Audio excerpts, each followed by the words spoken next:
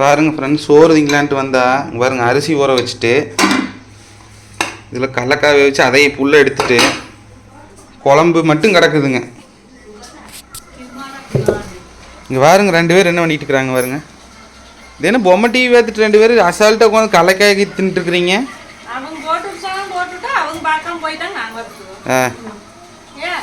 சோறு அரிசி ஊற வச்சு மணிங்க வேறு மணி 4 போகுது. காலையில் 11 மணிக்கு சாப்பிட்டது.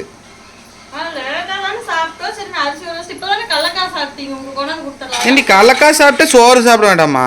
சாப்பிடுவீங்க, இப்பதான் சாப்பிட்டீங்க, சரி கொஞ்சம் லேட்டா வச்சுக்கலாம்னு கூப்பிட்டேன். அரிசி ஊற வச்சுக்குது, அதான் வச்சா 10 நிமிஷம் விசில் வந்துரு. மணி 4 மணி ஆகி போச்சு. 1 மணி 2 மணிக்கு சாப்பாடு செஞ்சு வச்சிருந்தா இப்போ சாப்பிட்றதுக்கு கரெக்டாக இருக்குது. 4 மணிக்கு சரி அப்போ பசிக்குது தாங்க முடியலன்னு வந்து பார்த்தா அரிசி எப்படி இருக்குது. சரி என்கிட்டயே சொல்லியிருந்தா நான் வச்சிருப்பேன்ல. மாமா அரிசி ஊற வச்சு இப்போ வச்சலாம் விடுங்க. வச்சற விடு, வச்சரணும் இப்படியே உட்காந்துட்டு கிடங்க 2 பேர். சாமி, சரி இதனாலேயே பயங்கரமான சண்டை வரப்போகுது. சப்புன்னு ஒரு நாளைக்கு வீசுன்னு இருக்குன்னா சரியா போயிடல. வேற என்ன பண்றது உன்னையெல்லாம் வச்சுட்டு?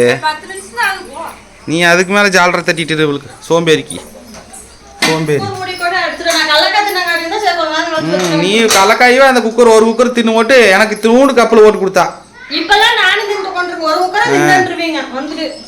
மண்டை நீ எந்நேரம் வச்சு நீ 5 மணிக்கு சோறு தின்ட்டு நைட்டு 12 மணிக்கு திங்கிறதா? இப்ப வச்சு உங்களுக்கு 10 நிமிஷத்துல விசில் வந்துருவான்னு சாப்பிடுங்க.